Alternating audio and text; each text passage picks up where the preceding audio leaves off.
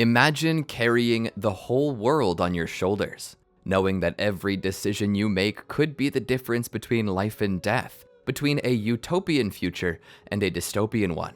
Does that sound like the office of some politician? A prime minister? A king? Well, it's currently how Team 7 feel. All three of them are trying to decide what way is the right way to go, and due to that, there have been schisms. But now, moving on, they three are parting ways to attempt to do what each believes is right for the world. What will the results of this become? Will they find the world they dream of, or will it all fall to ruin? Take a seat and let's find out. But first, welcome to the Amagi. Before we begin, only 25% of our viewers are subscribed, so if you're a fan of the video, please like and double check if you are subscribed. And with that out of the way, let's get into the video. Naruto sat on his balcony and thought about everything that had occurred. With Sasuke leaving the village alongside Orochimaru, there was no attack during the Chunin exams. Naruto looked back into his apartment and saw the flak jacket of a Chunin sitting there, hanging from a hook on the wall. He had achieved the rank of Chunin, which was something new, something totally new. As he looked out over the village, the sun was beginning to rise, and Naruto had awakened early. He was supposed to travel off with Jiraiya today to begin his training for the upcoming future. That being said, he wasn't sure how much he could learn from Jiraiya. To a point, Naruto felt as though he had been too harsh on Sasuke. After all, Naruto was going off to train with Jiraiya in the hopes of having again what he had lost, a friend. While it was Sasuke's plan to allow Hiruzen to die, thankfully Kakashi had found a good middle ground. Inexplicably, just after the Chunin exams, Hiruzen had stepped down from being Hokage. Of course, Naruto and Sakura had known why, but as his last command, he sent both Naruto and Jiraiya to find the next Hokage. Kakashi had told Naruto that he was the reason Hiruzen left office. After the prior conversation, Kakashi met with Hiruzen at the end of the Chunin exams to speak, and there they talked about what had happened. Hiruzen admitted to Kakashi that he needed to retire, saying that he had long since lost his desire to be Hokage and simply hadn't attempted to replace himself since there was no one he felt worthy to replace Minato. Kakashi and Hiruzen had spoken about what kind of man Minato had been. Hiruzen stated that he had considered giving the position up to one of his students, but Jiraiya didn't want it. Orochimaru, and Tsunade was too deep in her vices and didn't seem interested enough in the position. But when Kakashi mentioned that she would take it and make for a good Hokage, Hiruzen further questioned if he really was from the future, to which Kakashi admitted that he was. He said that he couldn't explain it, but that he just needed Hiruzen to trust him. Hiruzen would do just that and would send Naruto and Jiraiya to recruit Tsunade. Upon getting there, Naruto was nervous about how she would choose to become Hokage, especially with the fact that Orochimaru was not trying to harass her. Naruto would have a hard time proving himself to her and convincing her. He thought back about that time. He recalled walking into the Tenezuka quarters with his master in an attempt to recruit Tsunade. At first, she didn't seem interested in joining the group. Jiraiya attempted to get her to join, but she refused him outright. Naruto tried to remain quiet and let his master do all the talking, but when Tsunade began to get up and leave, he called out to her. "Wait!" She looked at him in confusion, wondering how a weak whelp like him could address a Sannin like that. Naruto was already out of his seat as she was rising from hers. "Please, Lady Tsunade, can't you consider it? If only for a little while. 4 years at least. 4 years of my life I'll never get back. My life is already short enough at this age. I don't have the time to waste on that village." She turned around and began to leave.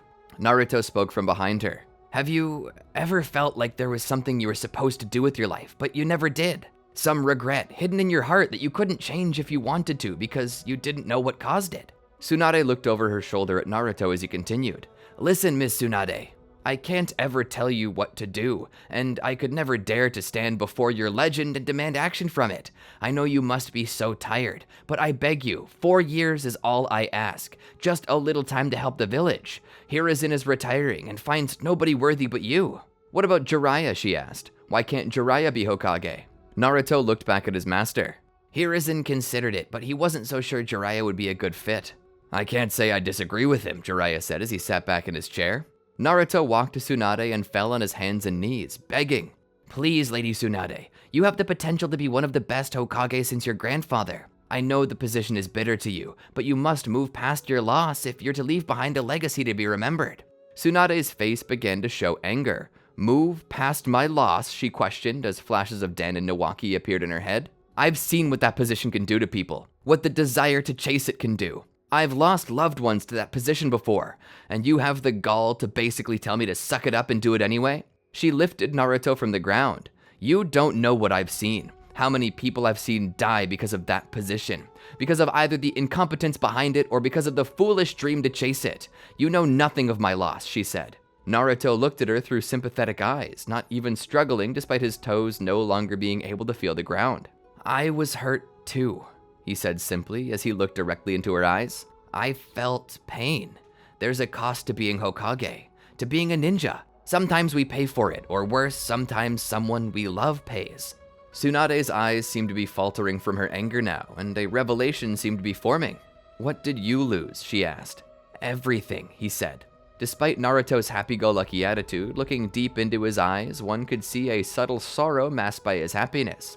Tsunade saw wisdom in those eyes, not too dissimilar from the kind she saw in Jiraiya's. Not too dissimilar from what she had seen in her grandfather's eyes. Eyes that had seen much, too much, and were yet to see more. She lowered Naruto slowly to the ground. As soon as his feet touched down and his collar was released, he took a few steps forward and placed his head into the towering woman's stomach in the loosest hug imaginable. No arms, just the affection of someone who is now bearing their pain on the sleeve to show the cost of what being a Hokage meant. Tsunade felt it. It was so much. Who is this child? She asked Jiraiya as she felt she might cry. Naruto's chakra was communicating with Tsunade's, allowing her to feel what he was feeling, and it was bringing her to the edge of tears, and she didn't know why. Jiraiya spoke. That is Naruto Uzumaki. He's the son of Minato Namikaze and Kushina Uzumaki. He's the current Jinchuriki of the Nine Tails, and he's suffered more than any child ever should, he said to her. I know that the position scares you, he said, but you will be a good Hokage. I know it. I believe in you, Tsunade-chan. For a moment, Tsunade was a little girl again in her grandfather's arms. She saw herself as a child holding a fat stack of cash she won from a game she had played by accident, her first experience gambling. It was then as if Hashirama's voice spoke to her from beyond. You've never been afraid to gamble. Why start now? This is the greatest game you'll ever play, and the stakes are higher than they've ever been. Will you let this experience pass you by? Win or lose, it'll be a thrill. What do you say? Tsunade smiled as she stroked Naruto's hair. I don't know who you are, Naruto, but you have a particular way of convincing people to do what's right. Fine, I'll be your Hokage. As the flashback came to a close, Naruto was sitting there on his balcony again, looking out over the village. He saw in the distance how they were carving Tsunade's face into the monument. Naruto smiled. Tsunade and Naruto were distant, yes, but there was a familial relationship there. Naruto was an Uzumaki, and Tsunade was a Senju, who herself was half Uzumaki. In a way, most had always thought it disrespectful for Naruto to call her granny, but in truth, it was a title that she could hold. She was old enough to be his grandmother and was also a member, even if distant, of his clan. As he gazed upon the outline of her face becoming visible in the rock wall, he heard a voice call out to him. Hey, Naruto! Naruto looked down and saw Jiraiya at ground level, waving up to him. Naruto waved back. You ready to go? He asked. Naruto looked down beside him at the pack he had sitting there. It was all ready to go. He lifted it up. I'm ready, he said. He then stood on the rail of the balcony and jumped on down to Jiraiya. Jiraiya turned around. Alrighty, let's go. Jiraiya began to lead Naruto off. As they reached the edge of the gate, he turned around and saw that Kakashi and Sakura had shown up to see him off. They both waved at Naruto, who waved back at them. They didn't have to speak. Their eyes told everything they needed to know. Leaving the village, he made the journey with Jiraiya back to his home. For a time, he trained, but something started becoming increasingly obvious to Jiraiya. You're faking it, aren't you? Naruto questioned what he meant by that, and Jiraiya elaborated. You're faking the difficulty. It's nowhere near as hard as it seems to you. You're failing on purpose to make it look like you don't know what you're doing, aren't you? Naruto shook his head. No, why would I do something like that? I don't know. Why would you, Naruto? Jiraiya asked, expecting an answer. Naruto took a deep breath in and sighed. I don't know if you'll believe me if I told you. Try me, Jiraiya said. Naruto spoke. I'm a time traveler. Jiraiya didn't seem fazed. Don't you think I'm pulling your leg? Naruto asked. Jiraiya shook his head. No, because Hiruzen told me something interesting. He told me that Kakashi had said the same thing, and that you and Kakashi came from the future. Naruto nodded. It's true. Jiraiya seemed to grow upset. He pursed his lips. So I guess that means you already know everything I'm teaching you. Naruto let out a nod. Jiraiya bit his bottom lip. So then why are you wasting my time? Why do I need to teach you stuff you already know? Naruto walked over to him. Because I miss you. Jiraiya looked at him out of the corner of his eyes. Miss me?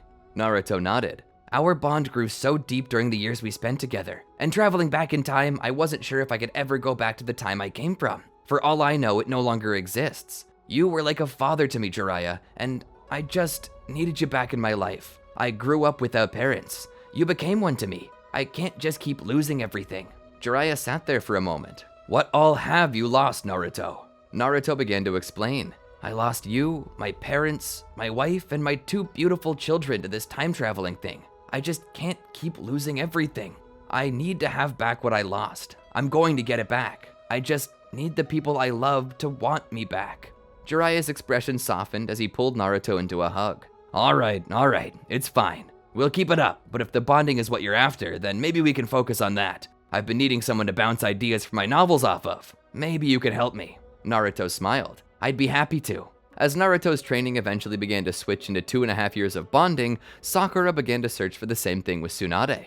As often as she could, she exposed herself to Tsunade's presence. Eventually, Tsunade noticed her. And that was all Sakura really needed. From the get-go, Sakura knew that she would never be able to possibly train under Tsunade again, considering that she already knew everything Tsunade had to teach her. That would not only be an impossible lie to keep up, but a complete and total waste of her time. She needed another idea to keep things interesting. As she finally managed to get Tsunade to talk to her, Tsunade eventually noticed. What's that mark on your forehead? Tsunade honestly already knew what it was, but she needed to be sure that it was real and not some random tattoo. Sakura then explained that she was using the strength of 100 seal. Tsunade was shocked. Her face told as much, but that expression didn't last long. It then switched into a smiling disbelief. Don't think you can pull one over on me, she said. Sakura shook her head. I'm not. Look. She proceeded to activate the seal, letting the markings spread across her whole body. Tsunade was astounded. For someone so young to have such a technique, you must be quite the extraordinary girl.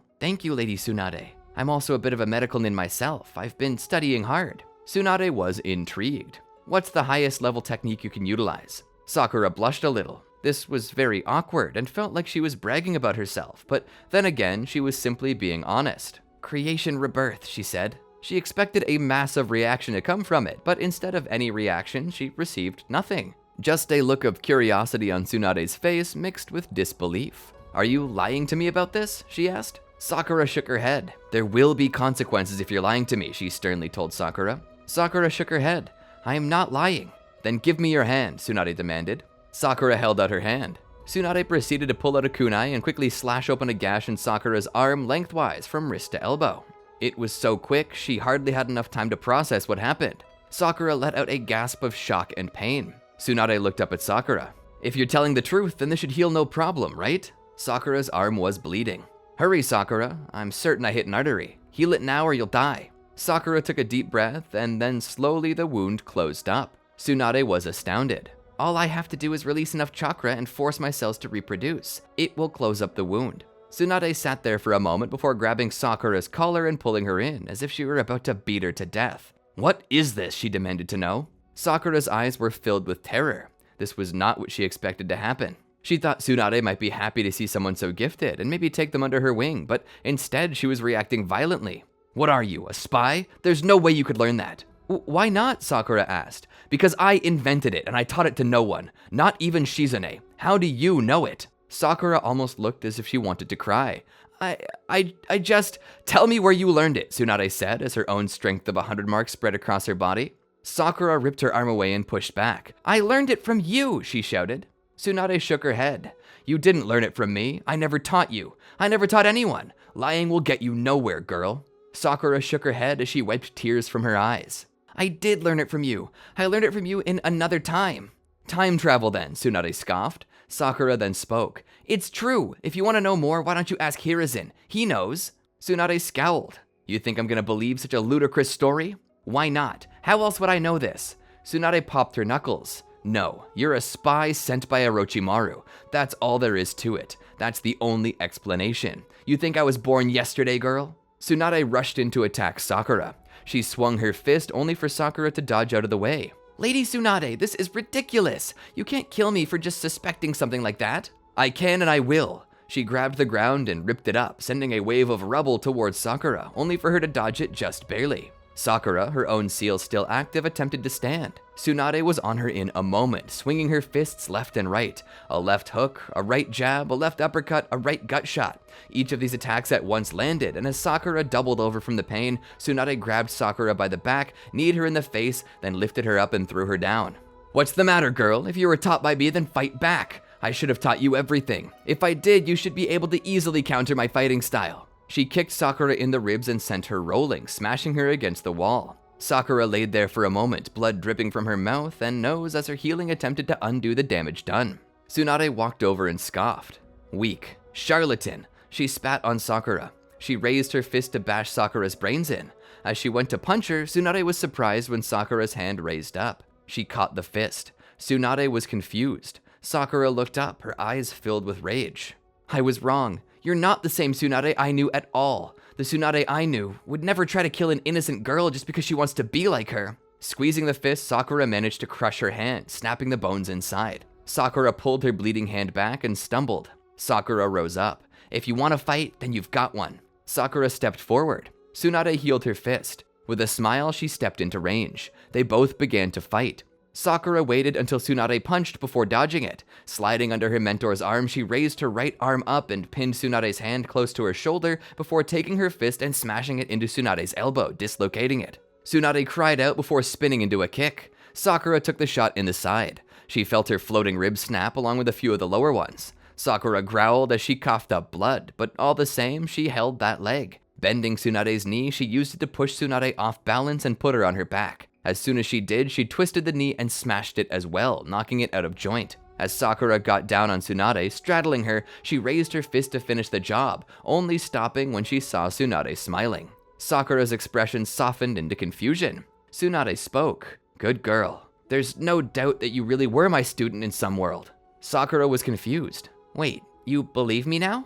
Tsunade popped her arm and knee back into joint. She pushed Sakura off her with relative ease and sat up. "I had suspected for a while that this was true. I didn't think Orochimaru could copy my technique so easily. If he could, he'd be unstoppable. I doubted that he had it at all, let alone could teach it to you. The only person you logically could have learned it from was from me, but I was still doubtful." Tsunade stood up, wiped the blood from her lip, and her body continued to heal. She got out a bottle of sake and 2 glasses. Not to mention that it would take longer than you would have even been a shinobi to even come close to utilizing these techniques, let alone master them like you have. I needed to be sure that you really were telling the truth.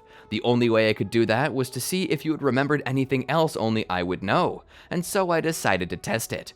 Your fighting style is beautiful, Sakura. It's exactly like the one I used in my younger years. All of that combined, there's no doubt your story's true. I don't know how you time traveled here, but I do believe it's true. She poured both glasses. She offered one up to Sakura. Sakura looked at herself. "Don't you think I'm a little bit too young to drink?" Tsunade helped her up. "No, I don't think so. If you know creation rebirth, there's no doubt that you're well past the legal age for drinking. Besides, it's been a while since anyone's put me on my ass. That requires celebration." She raised her glass in a silent toast. She then downed the whole glass as if it were nothing. Sakura shot back hers as well. "So tell me, Sakura, what can I do for you?" Tsunade asked. Sakura smiles a little. "Well, I was wanting to know if you could train me."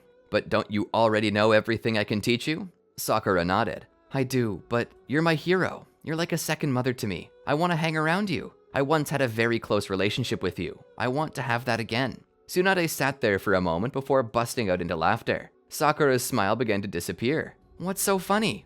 Tsunade laughed a little longer before wiping her eyes. "You're just a very funny girl, Sakura Haruno, but sure. Yes, you're the first girl who's been able to stand up against me. You're strong. I like that. I'll gladly be your friend." As the years passed, Sasuke continued to work with Orochimaru.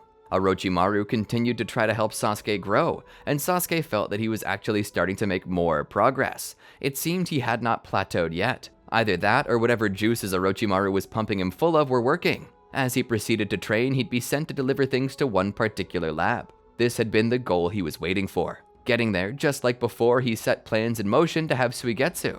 When Karin feared for her safety after this mistake, Sasuke offered to help recapture the fugitive, which he did. Helping put Suigetsu back into his prison, he looked to him and spoke. "I won't let you rot in here forever. You're strong, Suigetsu, and you have a heart filled with determination. I won't let you suffer long." Karin was confused. He looked to her. "I know you owe Orochimaru your life, but what kind of life do you call it when you hide in fear from him?" I'm letting you know now. I'm going to kill Orochimaru as soon as I have the chance. And when I do, I plan to free you and Suigetsu from this place. We'll get Jugo as well. Karin questioned how Sasuke knew about Jugo. I work for Orochimaru the same as you, but trust me, the world is better off without him. When I've finished my business with Orochimaru, I'll come for you. Do you understand? Both of them nodded, and Sasuke returned to Orochimaru's hideout. It was a bit early, and Orochimaru wasn't even being rejected by his host yet, but Sasuke felt he accomplished everything that would affect the future in any way, so he basically soloed Orochimaru. What else did the old snake think was going to happen? While Sasuke had been downplaying his power in front of Orochimaru, it was clear that Sasuke had more potential currently than Itachi, and even though Orochimaru had not yet decided to take Sasuke's body, it was obvious that he soon would, and if Sasuke wasn't careful, he would lose himself to Orochimaru. While Sasuke hadn't originally planned to kill Orochimaru, he decided that it would be best to do so and then revive him later. Having killed Orochimaru, Sasuke let Kabuto live, knowing that he would need him to. After this, he'd begin writing to Sakura again, telling her that he killed Orochimaru and was now free, that he was going to get his friends and return to Konoha, which she expressed her joy in. Retrieving Suigetsu, Karin, and Jugo, Sasuke led them back to Konoha. They were apprehensive about joining this village, as they had each had bad experiences with their own, but Sasuke promised them that this village, while having its faults, was not going to be like the ones they knew. Trusting him, they followed him there. Sasuke eventually met up with Sakura and gave her a hug and a kiss, but as he reunited with Sakura and Kakashi, Kakashi began to tell Sasuke about how they had the chance now to take the fight to the Akatsuki and save the lives of the various Jinchuriki. Sasuke refused, however. "No, we can't do that." "Why not?" Sakura asked. "You know where I stand. We can make a few changes and maximize the lives saved, but we have to ensure that the war still occurs. The war was what brought the nations together. Without it, tensions would remain high until the next great war. More people would die. I know you guys are searching for that perfect utopia, but we already had it. If we change too much, we'll lose what we had." Kakashi and Sakura looked at each other and then back to Sasuke. They gave a bit of a nod. Sasuke spoke. "Don't tell Naruto. He's not good with timelines. He'll want to save the Jinchuriki and will fight tooth and nail to do so. If we don't tell him, he likely won't even remember." "I don't know. I feel wrong about this. Doesn't it feel like we're condemning people to death? We're not God. How can we do that?" Sasuke shook his head. "We're not condemning anyone. They were originally planned to die.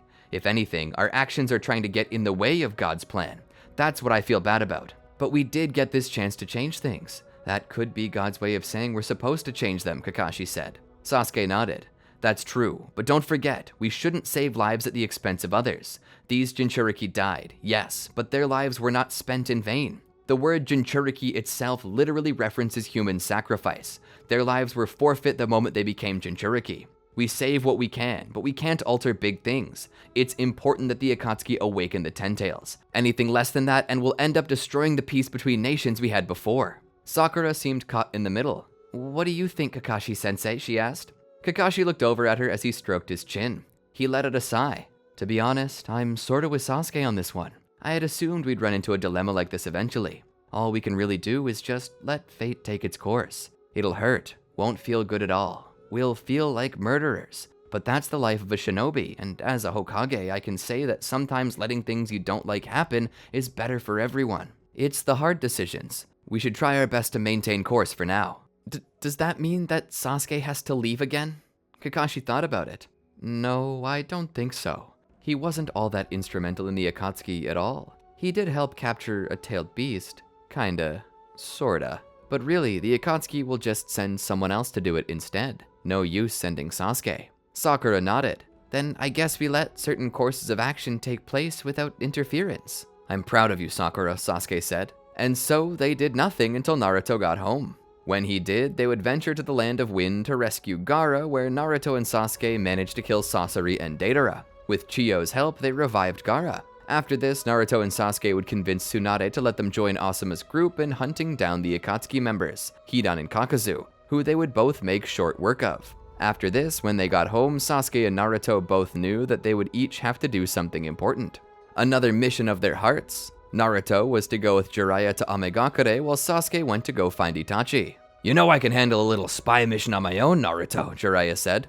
Naruto looked down and away for a moment. Jiraiya let off a chuckle. "Let me guess, I can't handle a little spy mission on my own, can I? Well, frick me. Guess we're gonna go do this together then." Getting to Amagakure, Naruto began spilling the beans on the situation. The leader of the Akatsuki is Nagato, your former student. Jiraiya was shocked. What? Why? Why would Nagato do this? Naruto began to explain everything that happened. Jiraiya thought about it. Do you think there's any chance he can be turned back to the path of righteousness? Naruto thought about it. He can be, yes. As they continued forward, they would eventually come across these 6 paths of pain. Naruto then spoke. Pervy Sage, I can handle the 6 paths. Go find Pain. He should be in the big tower. I'll handle these guys. Are you sure you can do this alone, Naruto? Naruto looked back with a smile. Returning his gaze back to the 6 paths of pain, Naruto would assume his 6 paths sage mode. I'll probably only need about 5 minutes, max. I'll catch up. Jiraiya rushed off. Naruto then popped his fingers. Who's first? Sasuke would have found Itachi by now. Itachi went to speak only for Sasuke to cut him off. Save it, Itachi. I know what the village did, what they made you do. If you think I hate you and came here to kill you, you're wrong. Itachi was startled by this declaration out of the blue. What do you mean? Sasuke continued. I know how Danzo coerced you into doing it by threatening my life. I disagree with what you did, but I've long since gotten over it. Itachi let out a sigh. You really should just kill me. If you did, you'd be recognized as a hero. You would restore the name of our clan. Sasuke shook his head. The name of our clan isn't in question. Even if most of Konoha looks down on us, we're still the Uchiha clan, and what matters is that we keep our own dignity. Itachi sat forward. Sasuke, I'm sick. Dying. I'm going to pass away anyway, so why don't you just finish me off now? I'll give you the leave to. If you don't, I will. Sasuke sighed. He walked over to Itachi and knelt down in front of him. He put his hand on Itachi's chest. Suddenly, Itachi felt formless before reassuming his form. What did you just do to me? Sasuke opened his eye. His Mangekyo Sharingan went gray, having lost its light. Sasuke, what did you do? Sasuke smiled. This is something I've been contemplating for a long time. I knew you would be in need, and I assumed that maybe the Izanagi might be able to help you. 1 eye for a life is easy. I don't lose much anyway. Itachi was speechless. Sasuke continued. There, now you can't kill yourself, because if you did, then I would have lost my eye for nothing. Do you really want that, Itachi? Itachi shook his head. Come with me back to Konoha. We can get you pardoned. Tsunade's on my side. She knows the truth. What is the truth? Itachi asked. Sasuke then began to explain about where he and Team 7 came from. Naruto would have eventually joined Jiraiya in the tower. Making his way to the top, he would see Jiraiya cradling a crying Nagato and Konan in his arms. He himself seemed to be crying. Naruto decided to stay outside for a time and give them space. After they calmed down, Naruto would join them. Is it time to go? Naruto asked. Jiraiya nodded. I think I can convince Tsunade to be lenient with him. That being said, they will have rather large numbers in the bingo book. Nagato, as leader of the Akatsuki, was responsible for what happened to the other villages, but that's the best we can do. Naruto and Jiraiya would lead them back to the village where they'd find Sasuke and Itachi. Sasuke was surprised. I expected you to come back with Jiraiya, but not with Pain. Naruto smiled. I know, it's a surprise, but Pain was always redeemable. He just needed to be shown what he had done wrong. Naruto would escort him to prison where he would be held. Jiraiya would manage to get Pain some leniency. That being said, while Pain was forced to remain in prison, Tsunade would let his 6 paths roam free in the village. That being said, Sasuke was not pleased with this outcome. What's wrong, Sasuke? Sakura said. I can't believe they brought Pain back with them, of all the damn fool things to do. You can't be mad at them. Pain was redeemable, so what were they supposed to do? They were supposed to kill him. Sakura let out a sigh. But my love, you can't expect them to make that decision. Sasuke looked back. Listen, Sakura. Pain holds the Rinnegan. The Akatsuki need that to launch the war. He looked forward. I'm done with this. I'm killing Pain. Sasuke, you... Hey, wait! Sasuke leapt off toward the prison. As he arrived at the prison cell, he saw Pain. Nagato looked up at him. Another Rinnegan user. Sasuke doesn't say a word. He opens the door. Pain watches him walk in. Sasuke walks up to him and stops. Pain doesn't speak. He climbs up on the machine with Pain. Pain looks into Sasuke's eyes. You plan to kill me, don't you? Nagato asked in a voice that showed little surprise. Sasuke nodded. I'm sorry, but there are things far bigger than you and I at stake here. Pain nodded. One can only run from justice for so long. Sasuke pulled out his blade. Naruto rushed in. Sasuke, stop! Sasuke looked over and saw Sakura standing there. He knew she must have told Naruto. I have to do this, Naruto. Why? Naruto asked. Sasuke looked down at Pain. Those Rinnegan. The Akatsuki need them. there will be no war, no infinite Tsukiyomi without them. And is that such a bad thing? Naruto demanded. Sasuke looked down questioningly. What do you mean? Naruto then spoke. It wasn't the war that brought those people together. It was the bonds, the kindness shared between them. So what if we defeat the Akatsuki early? That doesn't matter, Sasuke. It's about far more than just the circumstances. It's about the kindness. Love is what brought the peace and what maintained it. Don't forget that there have already been 3 shinobi world wars, and none of them fostered peace. Alliances were built, and they fell. It never had anything to do with the 4th shinobi world war. Sasuke looked at Nagato. Naruto, the others will never cooperate without a bigger enemy. Naruto shook his head. No, they'll never cooperate unless they're inspired to, and war is not the only way to inspire people. We were given this chance for a reason, to save as many lives as possible, and that includes the thousands upon thousands who die in the war. We can stop the war now. Don't plan for a war that we don't even know will come, and don't even know if we can stop when it gets here. All we know is what we know now, and our vision doesn't go that far into the future. I say we destroy the Akatsuki, Kakashi becomes the 6th Hokage, and we begin spreading love across each village, inspiring them to be like us. That will stop wars from happening. How do you know that, Naruto? Sasuke shouted. Naruto smiled. I just have faith. We have to have faith, Sasuke. Sasuke looked down at Nagato. And what if a war does start? What if a war kills our children? Naruto walked up to Sasuke. A war won't. We won't allow it. And if a war starts, no doubt we'll be the ones to fight it before our children. Don't let the what-if scenarios scare you, Sasuke. Ground yourself. Have faith that it'll all be okay. Have I been wrong before? Sasuke looked over. He then looked back at Pain, ready to kill him, but he froze. Dropping his sword, he climbed down. Fine, we'll do it your way, but you better be right. Naruto was right. They kept watch for when Obito and Zetsu would come to assassinate Nagato. They tried desperately to save Obito, but he refused to bring back that part of himself that allowed him to feel remorse. He had no need to hold on to the things he cherished, and because of that, they couldn't save him. They killed him and Zetsu both, ending the true threat of the Akatsuki. Peace ensued. Eventually, Tsunade would pass the title of Hokage down to Kakashi, who would be named the 6th. Naming Naruto as the head of a specific Peace Corps, they would begin sending shinobi out on humanitarian missions, just as Nagato once hoped to. As they did so, the general love Konoha was spreading, and Kakashi's new goodwill policies began to defrost the cold hearts that were turned against Konoha. While Konoha still maintained its strength, its caring nature extended out across borders and connected the world, bringing about an era of peace. When Toneri decided to destroy the world with the moon, the 5 great villages worked together to stop it. Naruto would eventually return to his love with Hinata, marrying and even bearing 2 children. Naruto's heart was filled with joy. Perhaps it was a gift to him from God, but when they gave birth, the 2 children they had were Boruto and Himawari, without question. The same was true of Sasuke and Sakura, who gave birth to Sarada.